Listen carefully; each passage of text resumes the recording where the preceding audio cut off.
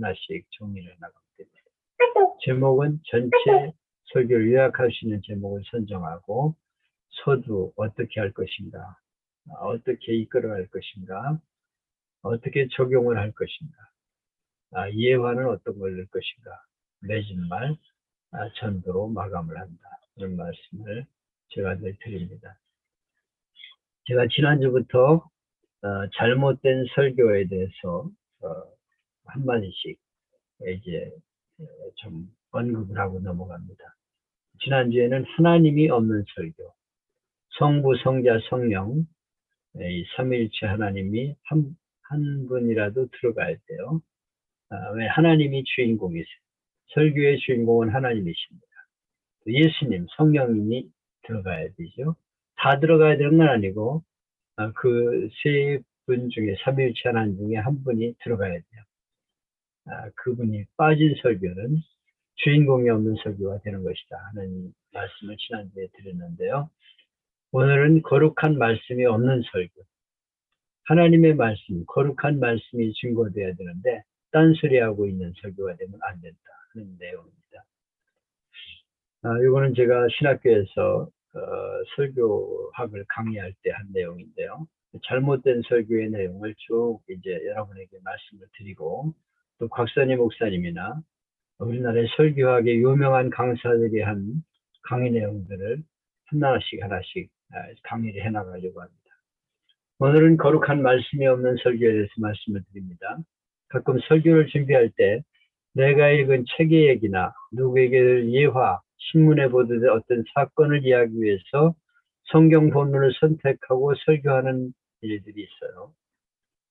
세상 얘기를 하기 위해서, 내 생각을 전달하기 위해서, 어떤 특별한 목적을 위해서 하나님 말씀을 이용하는 것입니다. 예를 들면 성전 건축을 해야 되는데 성전 건축에 어떤 내용이 좋을까, 뭐 예화 같은 거 이렇게 갖다가 성전 건축에다 짜맞히는 거예요. 또 다른 목적을 위해서 설교에서 흔히 이용하는 방법인데요.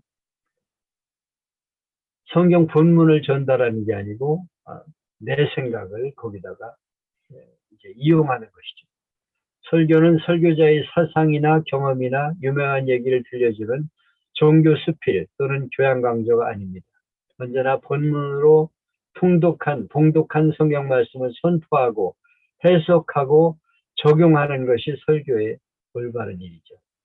성경 말씀이 무엇을 말씀하고 있는가, 그 봉독한 말씀을 선포하고 그 말씀이 무엇을 의미하는지 해석해주고 적용, 어떻게 살 것인가를 설교하는 것이 설교입니다.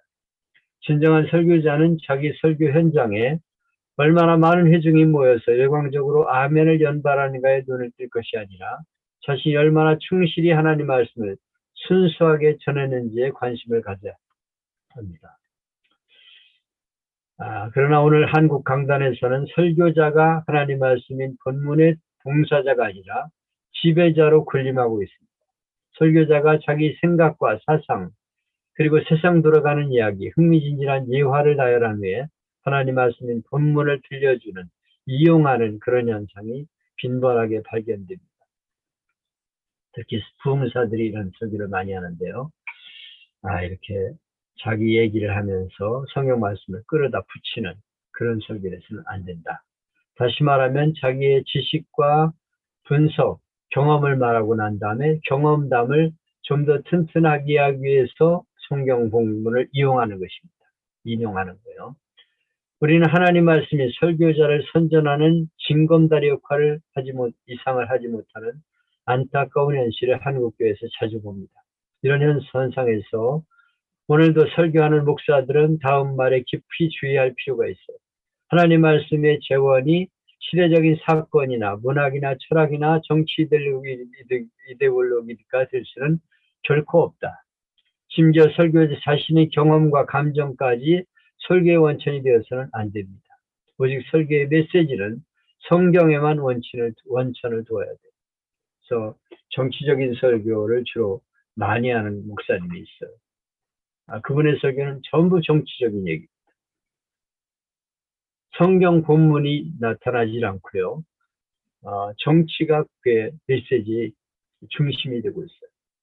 또 뭐 이런 다른 것들이 중심이 돼서는 안 된다는 거예요. 설교의 메시지는 성경의 원천을 둬야 한다. 여기서 목사가 알아야 될 또 한 가지 사실은 설교와 간증을 혼동하지 말라는 것입니다. 설교는 간증과 다른 거예요. 간증은 자신이 전하고 있는 메시지가 자기 경험과 판단의 기준두기 때문에 나나 뭐 내가 경험한 것들이 한정된 거예요. 그 설교의 기준은 그날 설교 본문에 있는 거예요. 회중은 말씀에 대한 기본적인 이해를 소유한 상태에서 설교자가 그 말씀을 어떻게 선포하고 해석하는지 그리고 어떻게 그 말씀을 듣고 적용해야 되는지를 주시하고 있습니다. 그래서 설교는 수많은 회중의 감시를 받으며 본문이 말씀하고 있는 범위를 벗어나서는 안 된다는 엄격한 제한을 받는 것입니다. 결과적으로 설교자는 말씀의 주인이신 하나님 말씀으로부터 그리고 말씀을 듣기 위해 설교자의 앞에 앉아있는 무리들로부터 말씀의 지배자가 아닌 봉사자가 될 것을 요구받는 것입니다. 만일 목사가 이런 하나님 말씀을 다른 이야기들로 흐려서 애매모호하게 해서 세상에 듣는 잡담이나 인간의 입에서 나오는 그런 말로 전락시키면 용서받을 수가 없습니다. 살아있는 하나님의 말씀을 전해야지 사람 이야기가 돼서는 안 된다. 내가 가지고 있는 생각, 내가 오늘 강조하고 싶은 거 이걸 가지고 하나님 말씀이라고 인용해서는 안 된다는 것입니다. 오늘 본문은 미가서입니다. 미가서 6장 1절로 8절인데요. 여기 본문을 제가 띄워놨습니다. 이스라엘 백성과 변론하고 있는 것이죠. 너희 지금 잘못하고 있다. 그동안 내가 너한테 어떻게 해줬냐? 이렇게 해줬지 않냐? 근데 지금 너희가 잘못된 삶을 살고 있다 하는 것을 말하면서 하나님이 우리에게 요구하는 게 뭔가 하는 것을 말씀하고 있어요. 하나님이 내게 구하는 것은 정의를 행하며 인자를 사랑하며 겸손히 하나님과 함께 행하는 것이다 하는 것을 말씀하고 있습니다. 본문 요약을 해보면 미가 선지자는 하나님의 백성들이 하나님 원하시는 길을 걷지 않고 형식적 신앙으로 사는 모습을 책망하면서 하나님이 내게 바라시는 소원이 무엇인가를 깨달으라 이렇게 권면합니다.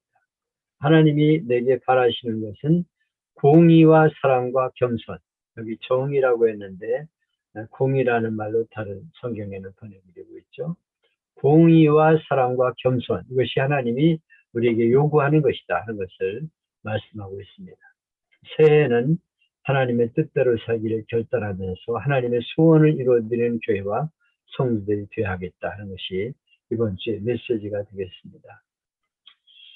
제가 이 미가서 6장을 가지고 설교한 본문이 없기 때문에 나름대로 설교를 작성해 보았습니다. 제목은 하나님이 바라시는 소원, 하나님이 내게 바라시는 소원, 그것이 무엇인가를 생각해 보려는 것이 이번 주 설교의 메시지입니다.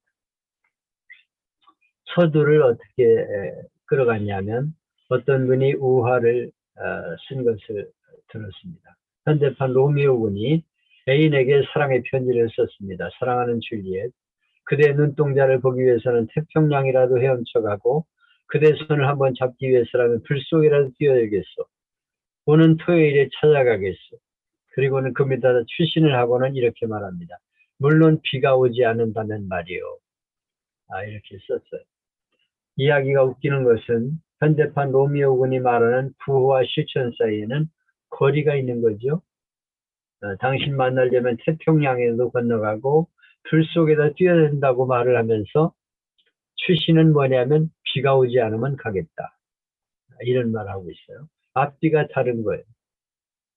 우리도 마찬가지로 우리가 말하는 것과 실제 삶에는 거리가 있다는 것이죠. 우리 믿음은 과연 어떤가? 우리 하나님을 믿죠. 열심히 찬송하고 주님을 사랑한다고 기도를 드립니다.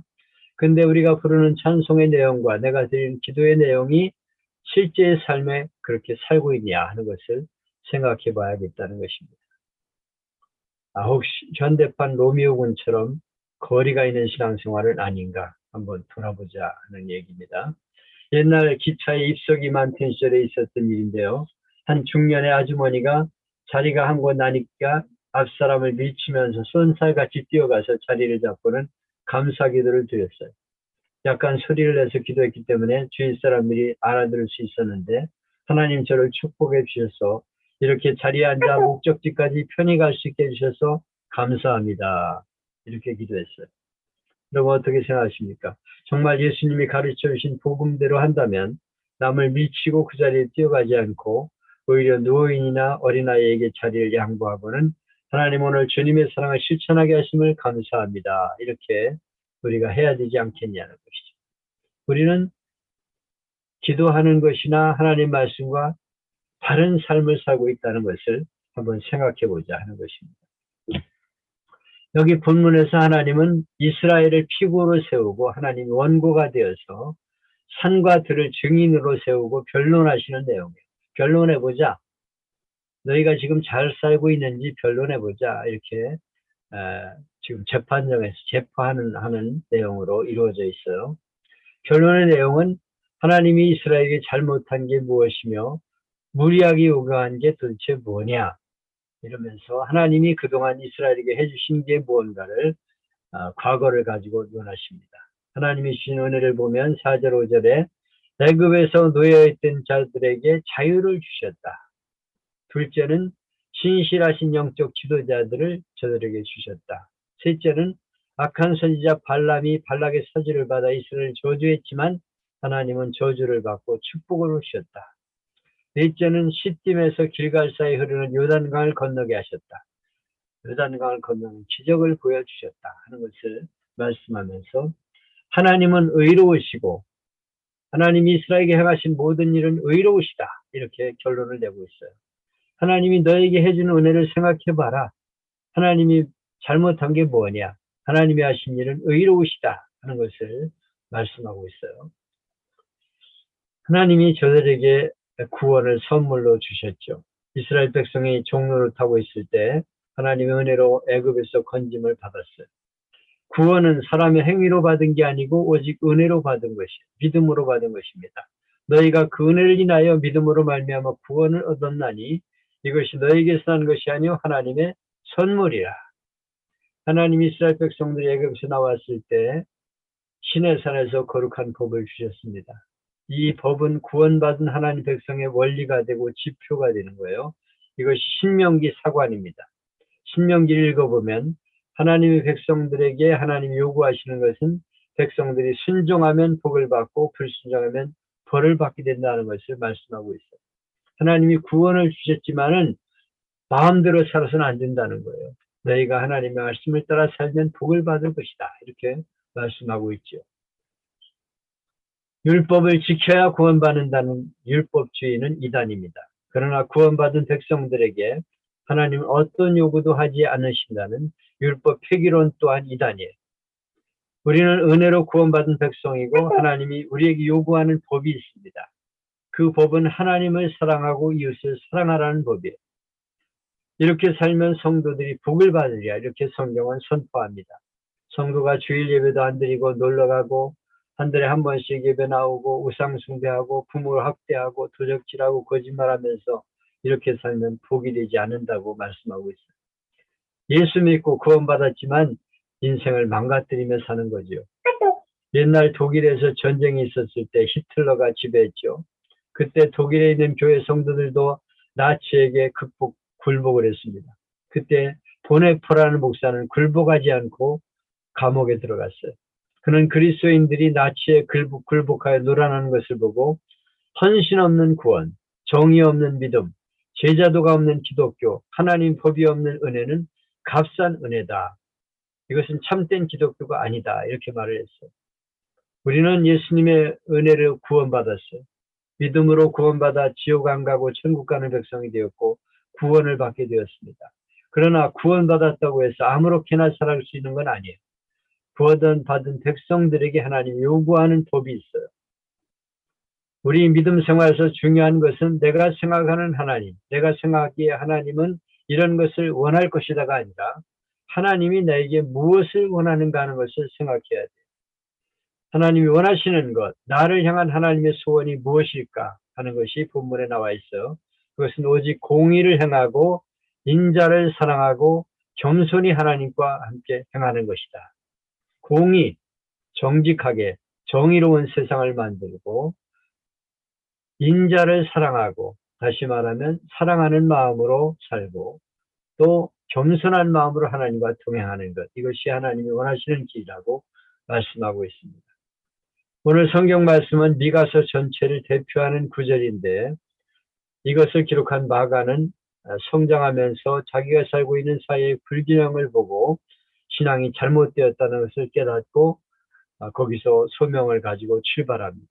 그리고 우리에게 메시지를 주고 있어요. 미국의 초대 대통령 조지 워싱턴은 이 성경 구절을 자기의 좌명으로 삼았습니다. 그가 유명한 일화가 있는데요. 마당에 벚꽃을 심어놨습니다. 아버지가.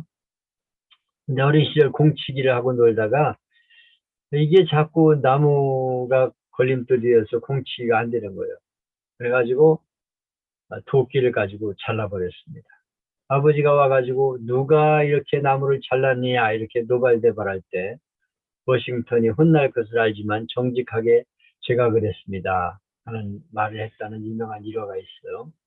바로 이 정직하게 살겠다.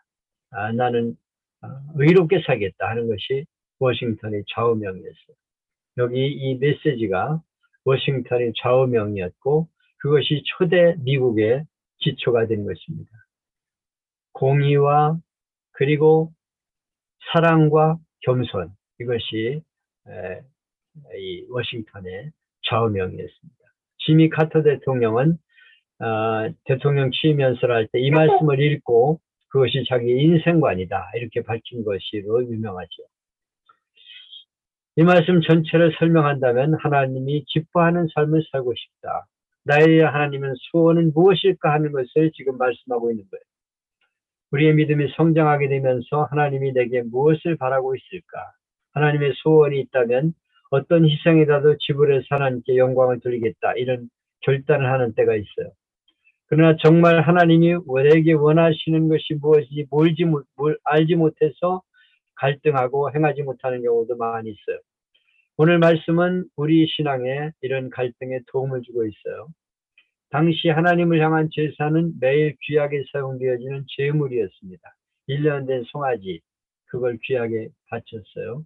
하나님은 송아지를 원하고 계신가? 아니면 올리브 기름 붓는 걸 원하시는 것일까? 아니면 1,000마리 순양을 잡아 하나님께 드리면 훌륭하게 하나님 받으실 것인가? 내 맏아들을 열매로 드릴까? 바알 종교에서는 아들을 잡아 제사를 드렸기 때문에 마지막에 하나님도 아들을 잡아드리면 기뻐하실까? 이렇게 지금 신앙적인 갈등을 말하고 있어요. 다시 말하면 성도들이 하나님이 기뻐하는 일이 뭘까? 하나님의 소원이 뭘까를 생각하는데 뭐 제물을 많이 드리면 기뻐하실까? 이런저런 얘기를 하고 있다는 것이에요. 그러면서 마지막 결론이 뭐냐면 하나님이 내게 요구하는 것은 세 가지다. 첫째는 공의를 행하는 것이다. 이렇게 말하고 있어요.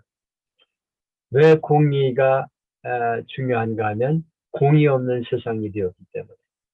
요 뒤에 미가서에 보면 당시에 얼마나 이 사회가 공의가 없는 사회였는가, 정직하지 못하고 불의한 사회가 되었는가를 쭉 말하고 있어요. 모든 사람이 행복하게 사는 길은 오직 공의가 실천되는 것이 이 세상이 행복해지는 길입니다. 잠언 14장 34절에도 히브리 민족의 국민 철학이 나타나 있는데요. 의인은 나라를 영화롭게 하고 죄는 백성을 욕되게 하느니라. 히브리 백성, 이스라엘 백성의 국민 철학은 뭐냐면 의롭게 사는 거예요. 죄를 지면 안 된다는 거예요. 그 국민 철학에 따라서 국민이 행복하게 살 수도 있고 불행하게도 살게 됩니다.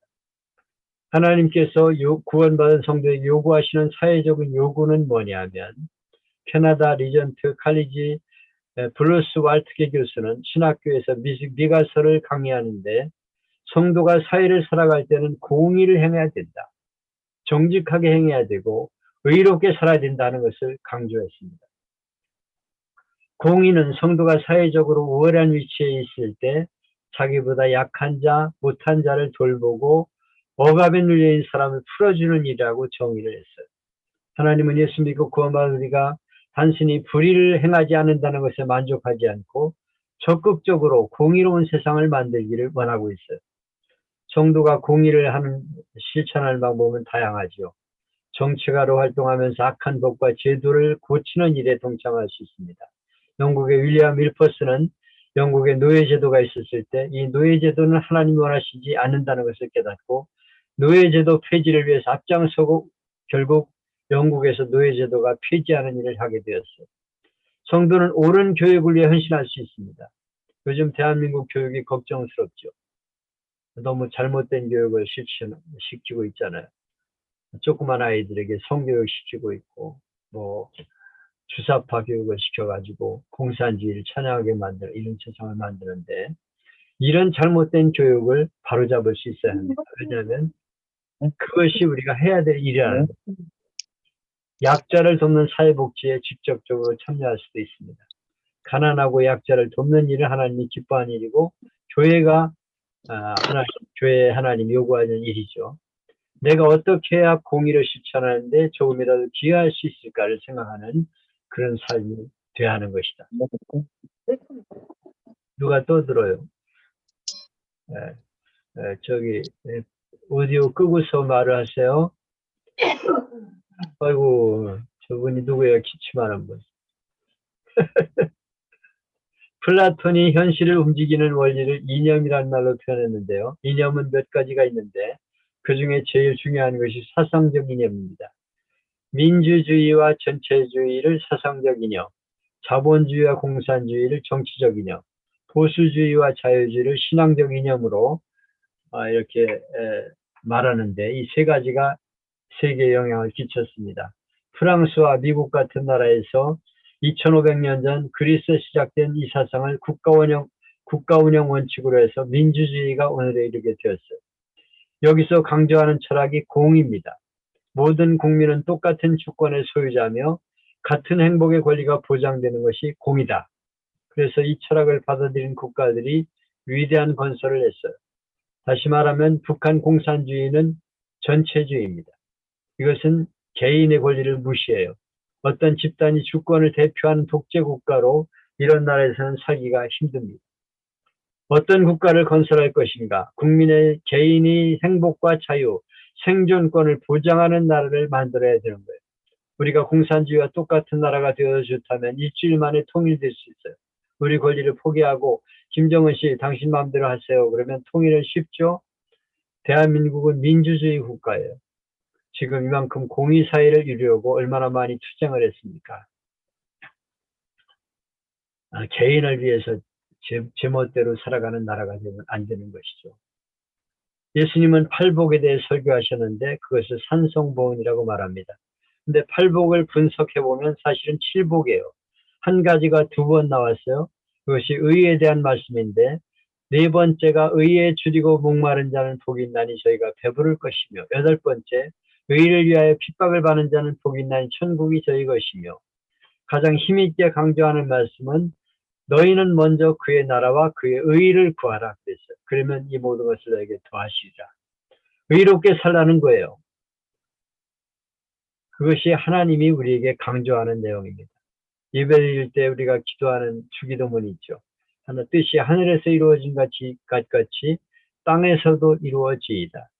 다시 말하면 하나님 자녀가 세상에 존재하는 목적은 교회가 존재하는 이유는 우리 민족이 가야 할 일은 하나님의 소원인 공의가 이 땅에 이루어지는 것입니다.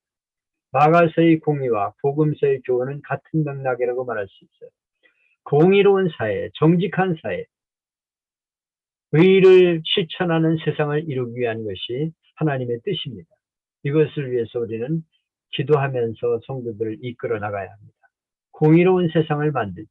정직한 세상을 살아가자. 그렇게 우리가 강조하면서 하나님의 뜻을 말씀을 선포해야 합니다. 두 번째는 인자를 사랑하며 그랬어요. 여기 인자는 사람 인자, 아들 인자가 아니에요. 어질 인자와 자비로운 인자입니다.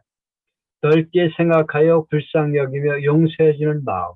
이것이 바로 인자입니다. 인자.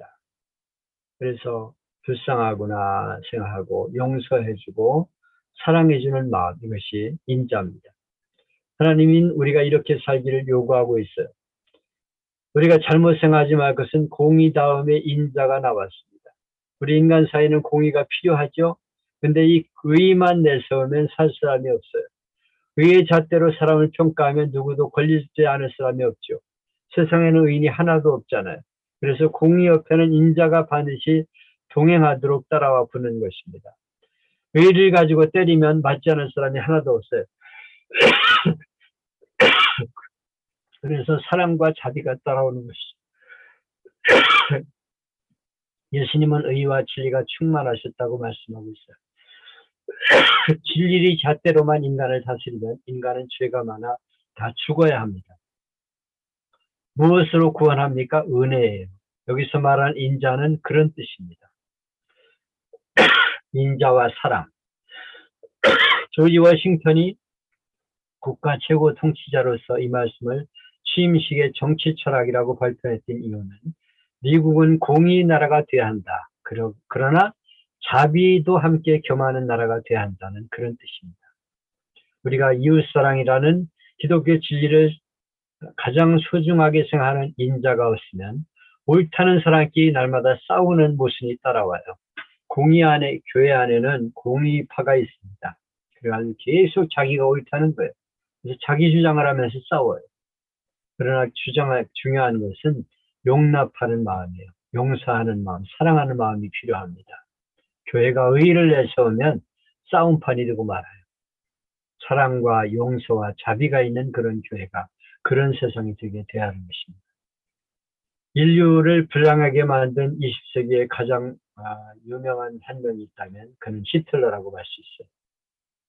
지금 소련 침공으로 불행을 겪는 우크라이나는 세상에서 토질이 가장 좋은 나라로 알려져 있어요. 비료도 안 주고 농사도 안 지어도 농사가 잘 돼요. 얼마나 많은 낙엽토가 쌓이는지 뭐든지 뿌리면 농사가 얼마나 잘 되는지 모릅니다. 그래서 이 나라를 뺏으려고 한 나라들이 많은데요. 히틀러가 우크라이나를 점령하고 제일 먼저 한 일이 수천 대의 트럭을 동원해서 우크라이나에서 독일로 좋은 흙들을 실어 날랐어요. 전쟁 기념관을 보면 히틀러가 했던 잔인한 모습들이 증거로 남아있는데 거기 보면 사람을 죽여가지고 가죽을 만들어서 장갑을 보관하고 있습니다. 사람을 죽여서 나오는 기름으로 비누를 만들었는데 그것도 보관되어 있어요. 사람의 뼈를 갈아 만든 비료 부대도 쌓아놓았습니다. 뼈를 가들 공장 기계도 그대로 남아있어요. 세계에서 제일 좋은 땅을 가지고 살면서도 가난하게 산 민족, 그거 우크라이나예요. 통치자의 정치 철학과 사상이 무엇이냐에 따라서 나라의 운명이 결정되고 세상의 운명이 결정됩니다. 지금 이 소련이 우크라이나를 쳐들어가서 얼마나 세상이 불행해집니까?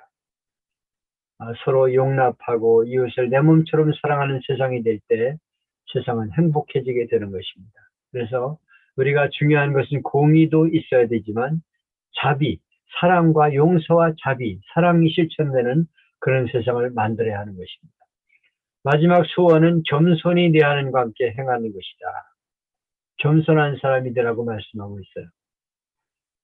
제가 늘 하나님 앞에 새벽마다 기도하는 세 가지 기도의 제목이 있는데요. 첫째는 하나님 앞에 진실하게 해주세요. 두 번째는 하나님을 사랑하고 이웃을 사랑하게 해주세요. 세 번째는 하나님 앞에 겸손, 사람 앞에 겸손하게 해주세요. 저는 진실과 그리고 하나님 사랑과 겸손 이 세 가지를 위해 늘 기도합니다. 우리가 어떻게 하나님의 복을 받을 수 있는가? 겸손한 사람이 되어야 한다는 거예요. 하나님 우리 창조자여 구원자시죠. 우리를 죄와 지옥에서 건져주셨습니다. 하나님 우리 왕이십니다. 왕과 동행하려면 겸손해야 되죠.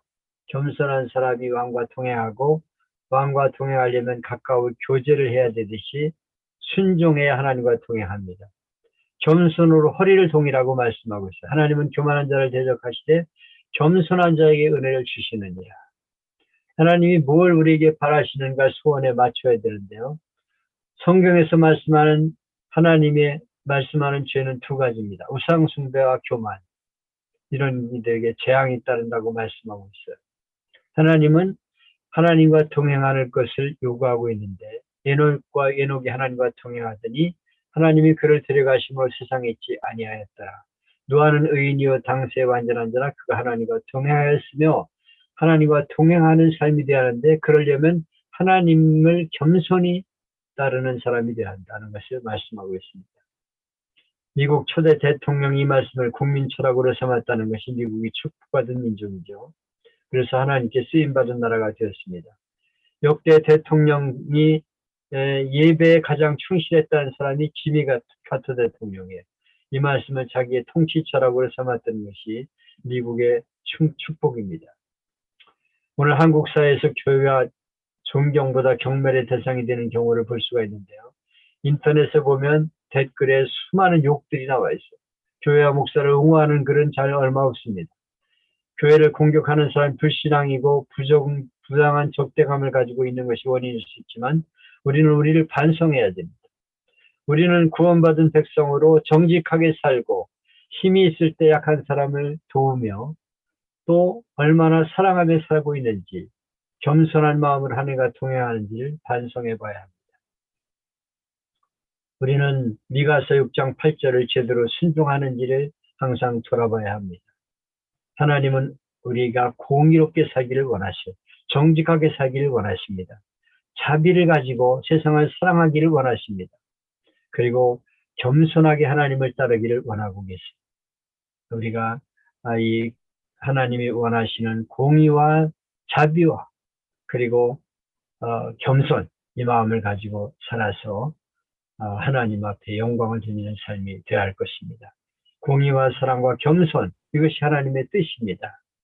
그래서 이 공의와 사랑과 겸손을 실천하며 살아서 하나님께 사랑받고 가족과 이웃들에게 존경을 받는 우리의 삶의 모습이 전도지가 되는 한 해가 되기를 축복합니다 하는 것이 제가 정한 메시지입니다. 하나님이 우리에게 원하시는 것 세 가지가 뭐예요? 공의, 정직하게 살아가고 의로운 세상을 만드는 것. 두 번째는 사랑, 자비와 사랑입니다. 세 번째는 겸손. 하나님 앞에 겸손, 사람 앞에 겸손. 겸손해야 돼. 하나님 앞에 늘 나를 돌아보면서 내가 교만하지 않는지, 그리고 사람 앞에 교만하지 않은지를 돌아보면서 늘 이 세 가지를 마음에 두고 살아가는 우리 모두가 될 수 있기를 바랍니다. 그 밑에 좀 몇 가지 내용들을 써놨습니다. 다른 분의 설교를 써놨으니까 참고하셔서 이번 주에 이제 새해가 시작되는 마지막 주인가요? 마지막 주인데 우리는 이 금년 한 해 동안 하나님의 원하시는 소원을 이루어드리자. 하나님 원하시는 소원은 무엇인가? 공의와 사랑과 겸손이다. 이 세 가지를 강조하셔서 하나님께 인정을 받고 사람들에게 인정받는 그런 삶이 될 수 있기를 축복합니다. 네, 마치죠. 예, 수고하셨습니다.